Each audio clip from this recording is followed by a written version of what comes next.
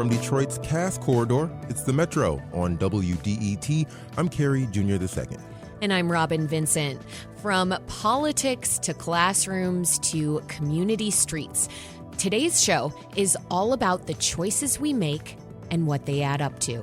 In Lansing, lawmakers are moving to block ranked choice voting just as activists are trying to put it before the people. In Detroit, new test scores offer a rare bit of hope. Third graders are reading better than they have in over a decade. We'll ask what it will take to keep that momentum going. And outside the halls of power, Detroiters are creating, designing, and celebrating, from this year's Month of Design to the return of Dally in the Alley. We begin with the fight over how Michiganders cast their ballots. 2 months ago, a campaign to enact ranked choice voting in Michigan got off the ground. Ranked choice voting lets you rank candidates in order of preference. If no one gets more than 50% at first, the last place candidate is dropped and those votes go to your next choice. The process continues until someone has a majority, so the winner reflects broader support. But it didn't take long before Republicans in Lansing and political advocates began attacking the electoral process. Last month, state lawmakers passed a bill in the House along party lines to ban ranked choice voting. But even its Republican sponsor admitted that if voters approve it on the ballot, that would override the ban. Nonetheless, State House Representative Rochelle Smith, who sponsored the legislation, says that ranked choice voting is confusing and, quote, only breeds skepticism, especially when every close contest invites lawsuits and recount battles. So how are the leaders behind ranked choice voting responding to this political fight? And what's their plan to get it on the 2026 ballot? To discuss this now, we have Joe Spalding with us. He's the campaign director for Rank My Vote. Joe, welcome to the Metro. Thanks for having me, Robin, and thanks to WDET. This is wonderful to be here.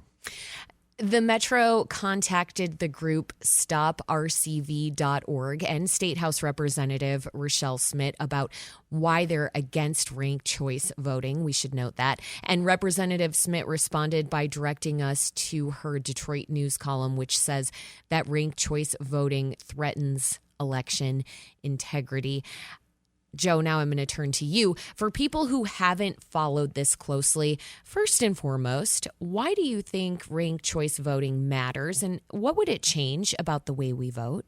So one thing that's really, really surprising to folks when they hear it this way is that voters are actively punished today when they're given more options in elections. They're punished, and the way that looks is fairly mathematical. If a third candidate runs in an election, the winner only needs 35% of the vote to win. If a fourth candidate runs, they only need a quarter of the vote to win. And that's a real problem of accountability on a base level, because the candidates only have to speak to a fraction of the voters in order to get elected and reelected. And there's a second issue that kind of manifests itself every day, and I think that a lot of us are experiencing this, and it's negativity in our politics. No, I don't know what you're talking about. Where does that exist, Joe? It's pervasive. It is. Yeah, it's pervasive, and it's a real issue. And one of the reasons why we have negativity in our politics isn't necessarily because every politician that ever existed is a bad person. It's because we have a structure that frankly rewards that negativity. If I can get, as a candidate, somebody to vote against my opponent, that's almost as good today as getting them to vote for me.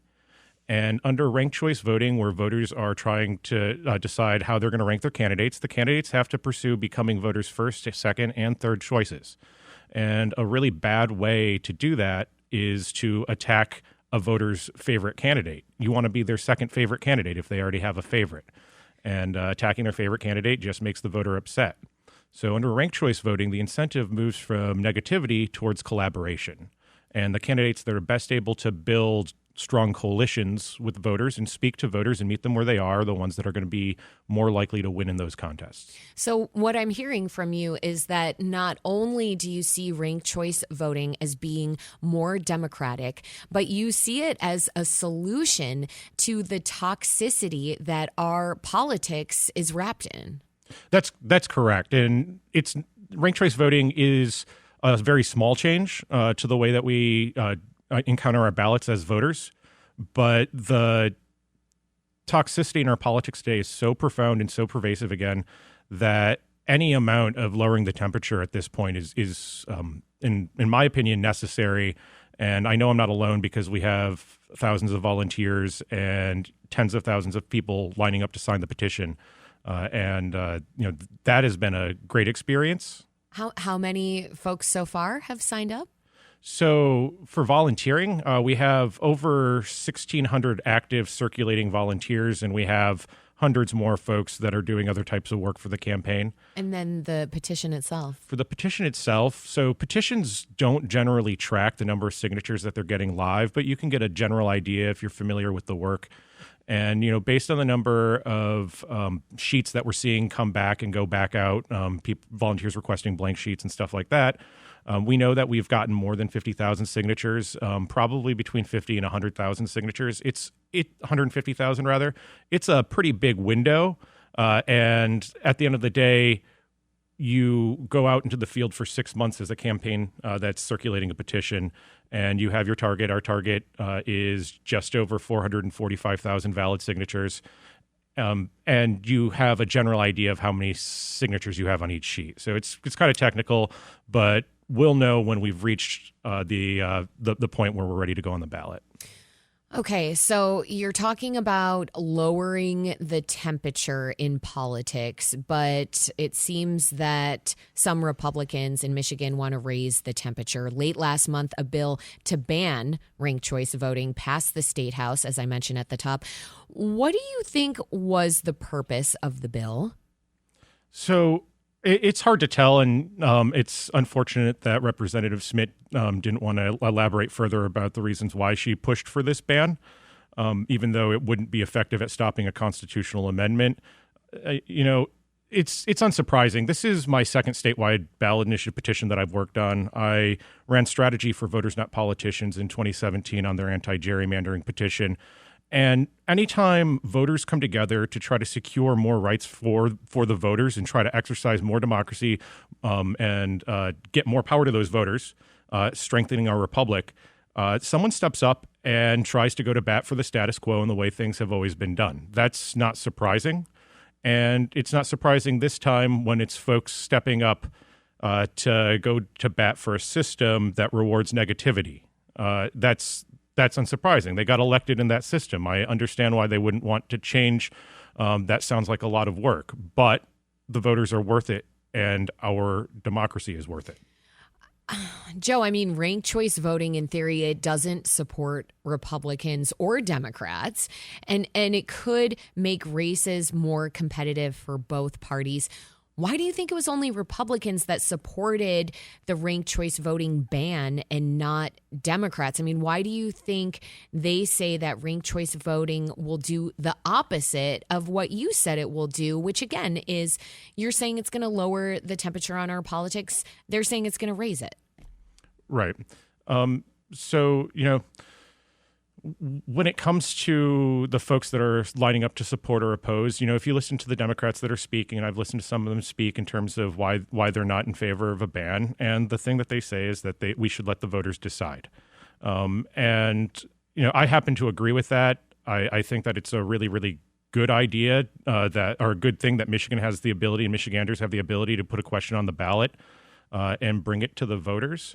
One of the things that's super interesting about the opposition is that if you talk to politicians in private, if you talk to elected officials in private, they'll tell you that they think that ranked choice voting is great in the primary, no matter what.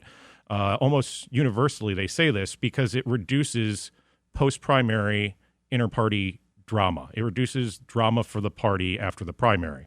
And we know that in Michigan because the Secretary of State and Attorney General in this state, when they're nominated at the state nominating conventions, are nominated through a modified ranked choice voting system called a caucus.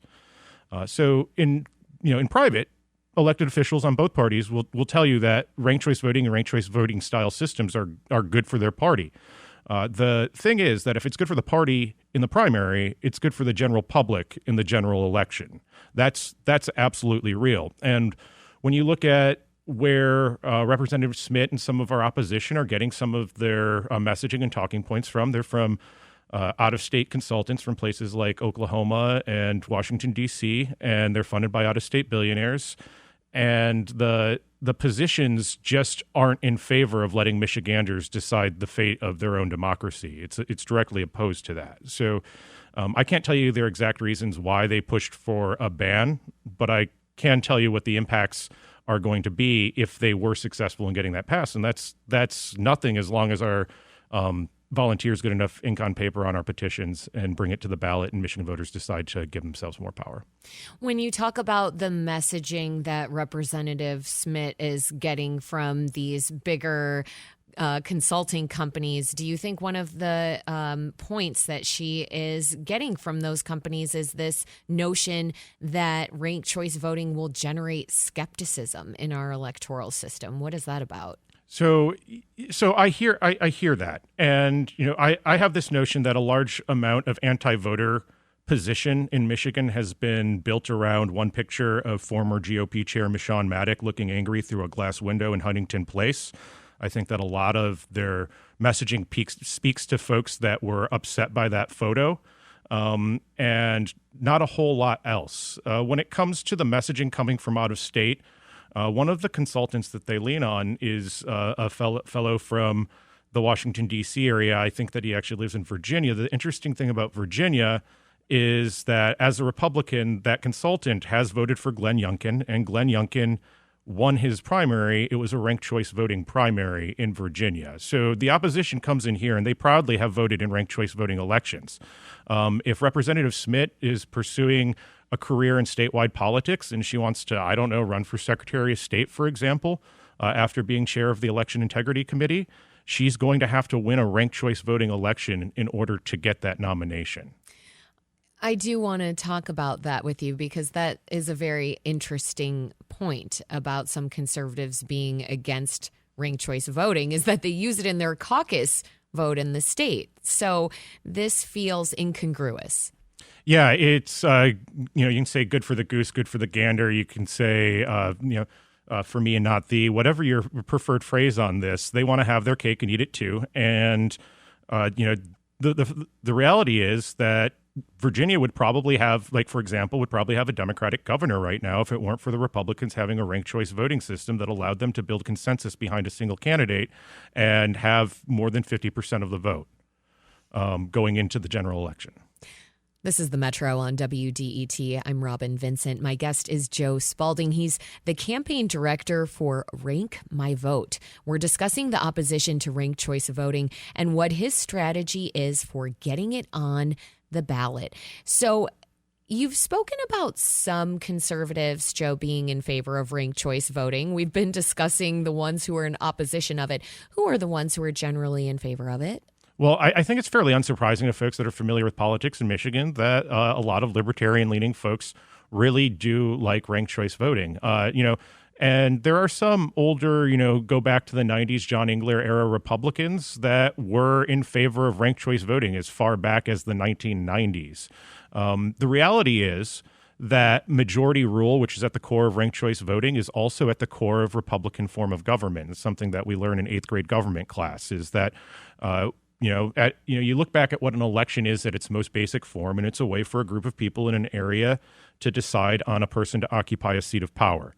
From our perspective and from my perspective and the perspective of Rank My Vote, the person that occupies that power should have the support of the majority of the people. And that actually at its core is a Republican, a little r Republican concept. It's majority rule. Okay. I want to think about the power of the people a little bit more for a moment, and in relation to a different campaign that's tied to strengthening our democracy, and that was the Voters Not Politicians campaign, which you were part of. That campaign recruited an army of volunteers across the state who collected signatures, knocked on doors, and called voters. Why was the Voters Not Politicians campaign able to recruit so many voters to partake in it? So early on, and I don't know how many folks out there know this, but Katie Fahey, the founder of Voters Not Politicians, originally there, started that organization with a Facebook post, and thousands of people replied, and they actively pulled them into a network really, really quickly. And this was just after the November 2016 election. And, they struggled to get the attention of the political establishment. And they struggled for a long time, even after they started collecting signatures. But part of the pushback that they got from the establishment, especially when it came to the Board of Canvassers, because normally the Board of Canvassers has a very short turnaround between receiving a petition from people that want to circulate it and then approving that petition. And in 2016, the Board of Canvassers delayed Voters Not Politicians 50-some days from being able to have access to that meeting. And that was like a rallying point for the campaign. So there's just this backlog of momentum that was just building and building and building. And finally, when we got to finally go out in the field and collect signatures, there weren't any other petitions in the field. And, frankly, the voters of Michigan were ready for some serious change and taking their democratic fate back in their own hands. So a lot of it was good timing, but also we kind of changed the way campaigns are conducted in Michigan. And there's a lot of technical history here, but I think that folks that have knocked doors for a political campaign might have the experience of not having the best experience before. And sometimes campaigns don't treat their volunteers with the full value they deserve.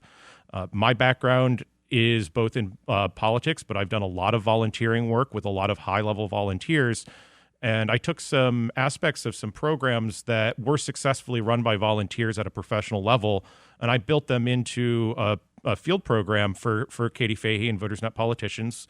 And we built this brand new model that allows volunteers to go out there, have an elevated access to data, and do a little bit more high quality work. And at the end of the day, they're able to deliver what, if you tried to buy from professional petition circulators for VNP at the time, would have been $3 million in work. Right now, if we're looking at the parallel, if we wanted to purchase what we're trying to do for Rank My Vote, what our volunteers have already done, we're already pushing $1 million in terms of like what you could just spend money on if you had a billionaire backing you, which we don't. And this was the gerrymandering initiative that you mentioned earlier in our conversation. This campaign led to redistricting, and it ended gerrymandering in the state by creating an independent redistricting commission. Yeah, that's correct. And at its core, gerrymandering is a way that you can use a map to split a group of voters. So it's another way to get people elected that only have to answer to a smaller percentage of the population than 50%. I want to zoom out, if we could, before we go. In November, several Western states, including Arizona, Colorado, and Montana, voted on ballot measures to replace party primaries with nonpartisan contests and create a ranked choice voting system in their elections. They voted against those measures. I'm wondering, why do you think ranked choice voting was struck down by voters in those states?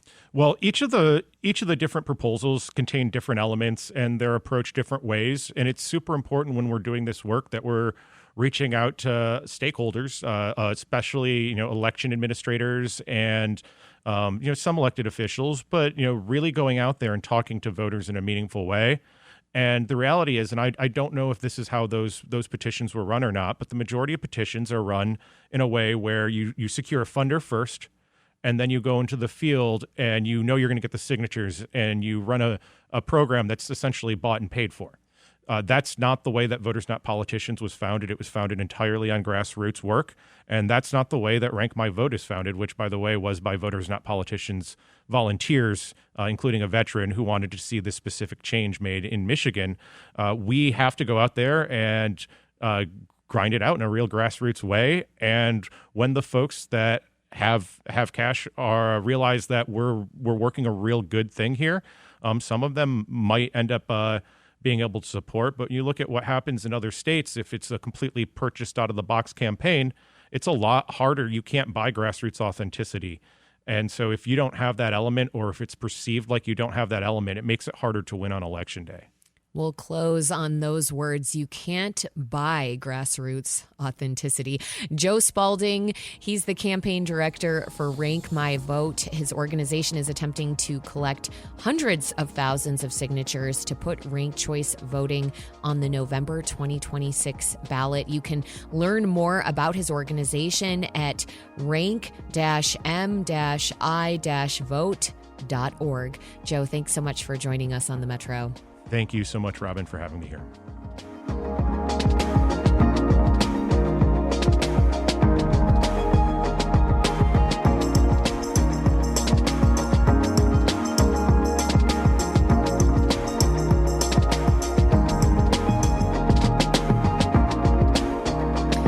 Up next, State House Republicans want to make government cuts to pay for road funding, but most Democrats don't like it. We'll hear the Republicans' case from House Speaker Matt Hall. That's next here on the Metro. Stay with us.